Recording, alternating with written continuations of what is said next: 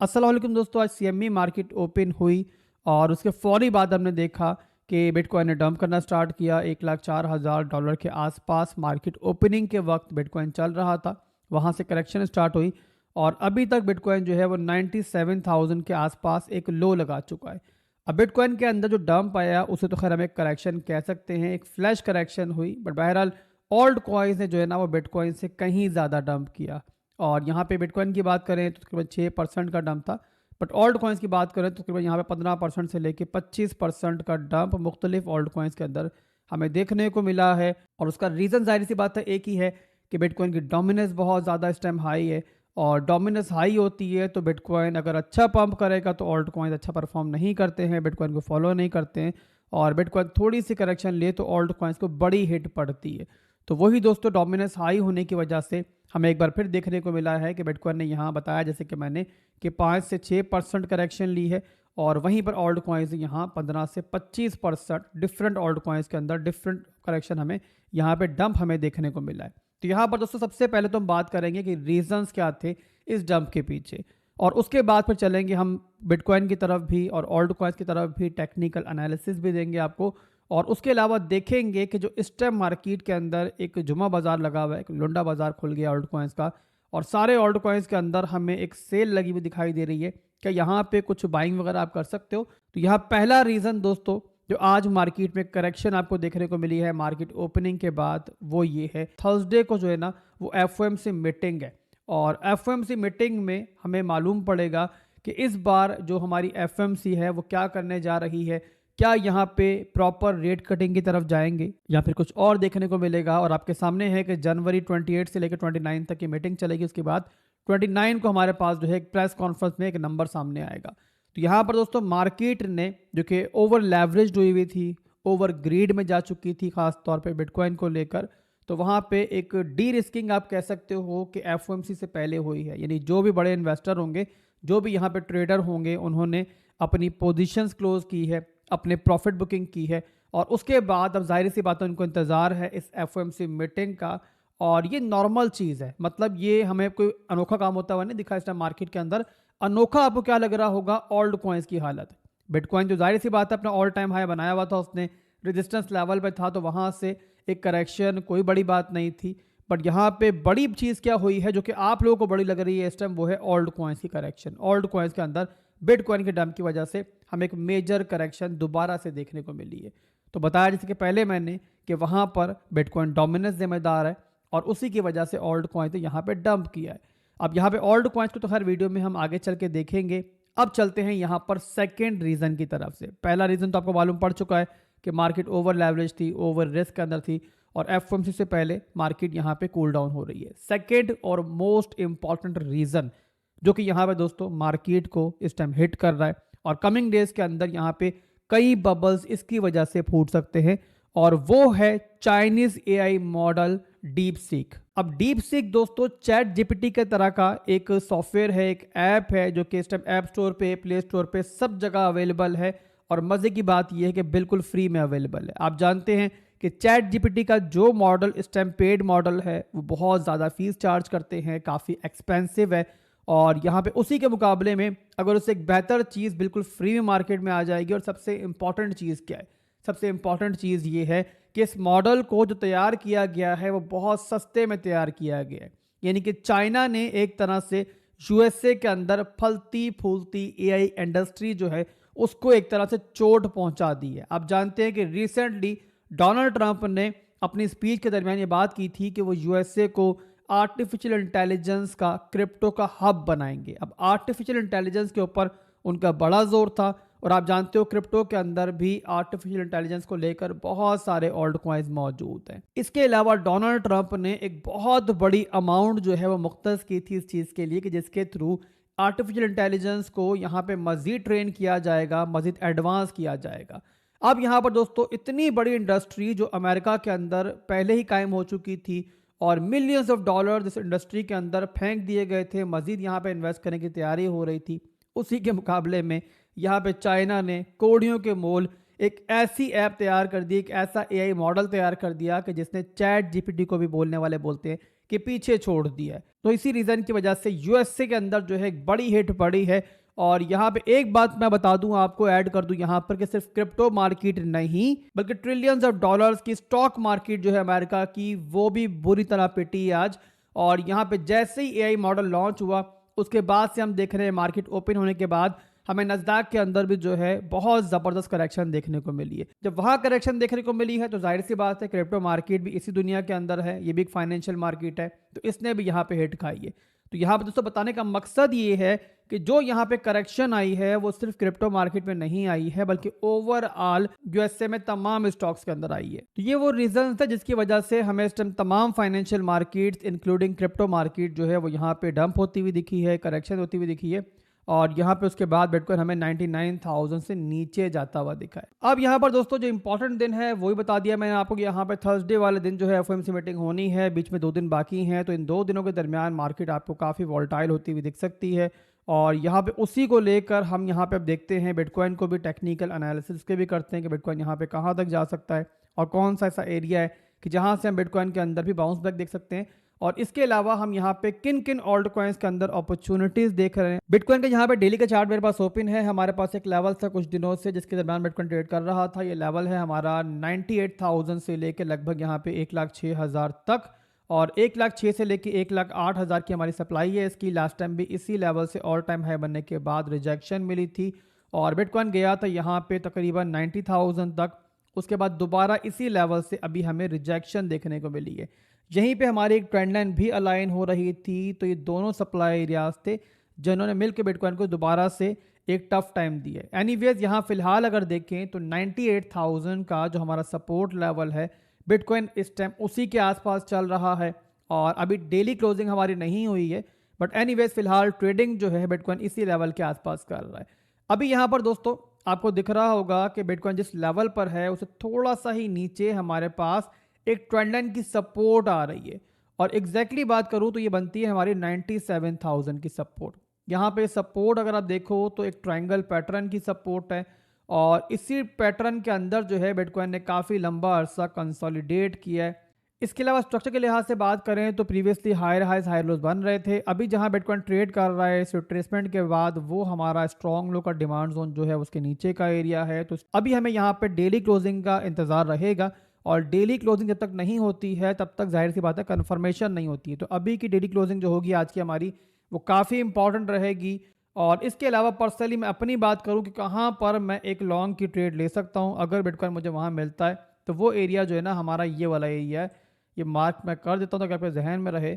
और यहाँ बिटकॉइन आता है तो मैं इंटरनल स्ट्रक्चर के अंदर देखकर प्रॉपर स्ट्रेंथ देख के जो है लॉन्ग करना चाहूँगा नीचे के लेवल्स पे स्टॉप लॉस लगाने के बाद। अभी यहाँ पर देखना होगा कि आज डेली क्लोजिंग जो मिलती है हमें कहाँ मिलती है, तो इस सिनेरियो के बारे में जो कंफर्मेशन है हमें तभी मिल सकेगी। तो ये हो गया बिटकॉइन का सिनेरियो। इसके बाद चलते हैं हम ऑल्ट कॉइन्स की तरफ और कुछ ऑल्ट कॉइन्स को हम डिस्कस करेंगे और देखते हैं कहाँ पर आपकी इनमें एंट्रीज बन सकती हैं। पहला जो ऑल्ट कॉइन डिस्कस करूँगा मैं यहाँ पे वो रहेगा सोलाना। सोलाना के अंदर प्रीवियस डंप के अंदर भी हम लोगों ने एंट्री ली थी, 190 के आसपास एंट्री ली थी और उसके बाद हमें एक बहुत अच्छा मूव देखने को मिला था सोलाना के अंदर।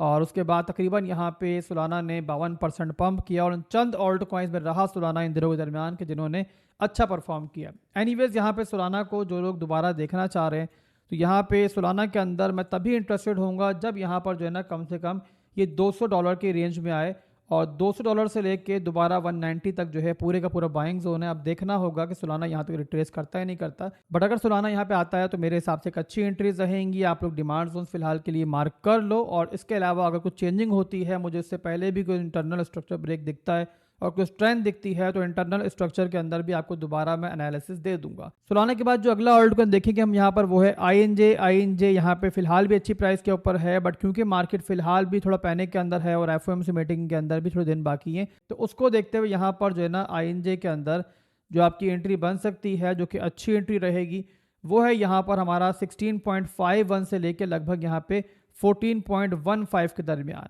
यहाँ तक आता है INJ तो यहाँ एंट्री बन सकती है। आप चाहो तो इस रेंज के दरमियान जो है एक लिमिट ऑर्डर लगा सकते हो पहली एंट्री के लिए अपनी, अगर पहले आपकी कोई बाइंग INJ के अंदर नहीं है। अगला ऑल्ट कॉइन है नेयर प्रोटोकॉल। अच्छा ऑल्ट कॉइन है, स्ट्रॉन्ग फंडामेंटल्स हैं बट बहरहाल सारे ही ऑल्ट कॉइन डंप हुए हैं मार्केट के अंदर। तो ये भी डंप हुआ है इस टाइम 4.4 पर, ये दोबारा से पहुंच चुका है और जो पहली सपोर्ट हमारी करीब तरीन सपोर्ट है इसकी वो है हमारी 4.293 के ऊपर। चाहो तो थोड़ा सा करंट मार्केट प्राइस पे इस लेवल पे ले सकते हो 4.293 के ऊपर।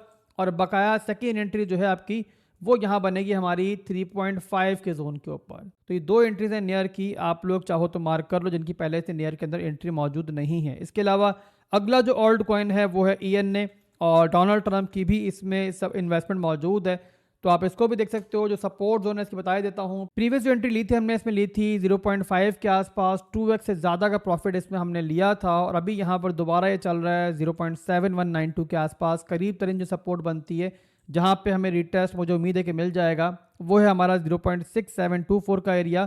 थोड़ा सा आप यहाँ ले सकते हो। इसके अलावा सेकेंड एंट्री के लिए फिर आप लोगों ने वेट करना है। अगर मौका मिला आपको तो फिर 5.2 का जो जोन है वो आप यहाँ मार्क कर सकते हो अपनी सेकेंड एंट्री के लिए। तो ये हो गया ENA।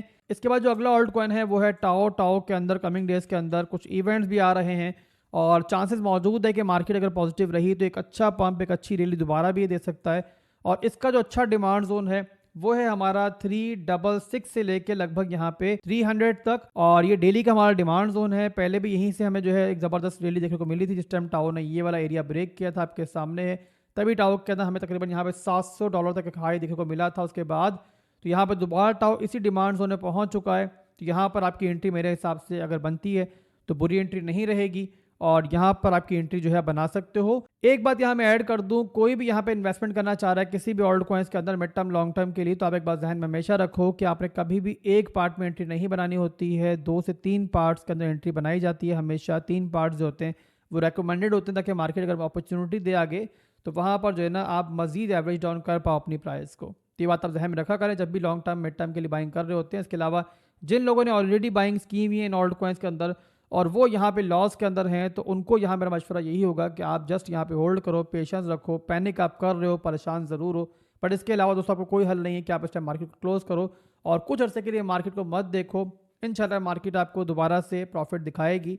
थोड़ा सा आपको पेशेंस बस यहाँ पे रखना पड़ेगा। इसके बाद जो अगला ऑल्ट कॉइन है वो है र्यून। बड़ा प्रोजेक्ट है, पुराना प्रोजेक्ट है, बट इन दिनों के दरमियान काफ़ी डंप हुआ है, काफ़ी फ्लैश क्रैश इसके अंदर भी आया है।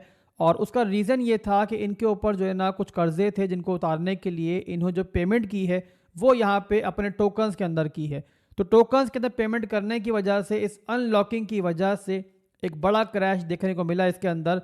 और अभी यहाँ पे चल रहा है 2.94 के ऊपर दबाव के अंदर है इस टाइम। काफ़ी बुरी सूरत हाल है, बट ये प्रोजेक्ट जो है स्ट्रॉन्ग है, पुराना है, तो यहाँ वापसी भी मुझे उम्मीद है कि करेगा। तो पहली एंट्री जो ले सकते हो आप लोग वो $2 से नीचे ले सकते हो। जो सपोर्ट है इसकी 1.782 के ऊपर है, तो एक एंट्री आपकी यहाँ बन सकती है और ये एक अच्छी एंट्री है।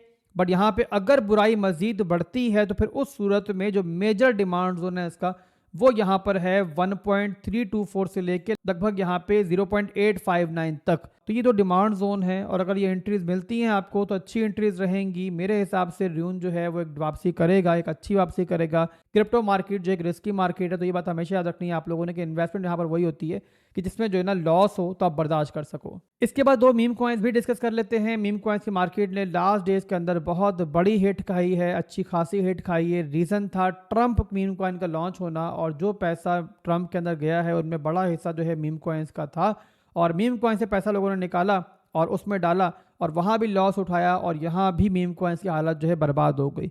तो बहरहाल यहाँ पर दोस्तों मीम कॉइन्स जो लवर्स हैं वो ये बात जानते हैं कि जो भी इन्वेस्टमेंट मीम कॉइन्स में करते हैं वो रिस्की तो बहुत होती है, उसके ज़ीरो होने का भी डर होता है, बट रिटर्न के चांसेस जो है ना बहुत ज़्यादा होते हैं। और इस टाइम जो मीम कॉइन्स की सूरत हाल है, यहाँ से अगर ये पंप करते हैं, एक अच्छी रैली देते हैं, तो रिटर्न के चांसेस बहुत ज़्यादा हैं। पहला मीम कॉइन है यहाँ पे वेफ, जो कि यहाँ पे 4.8 पर गया था, वहाँ से डंप होकर अब दोबारा से $1 की रेंज में पहुँच चुका है।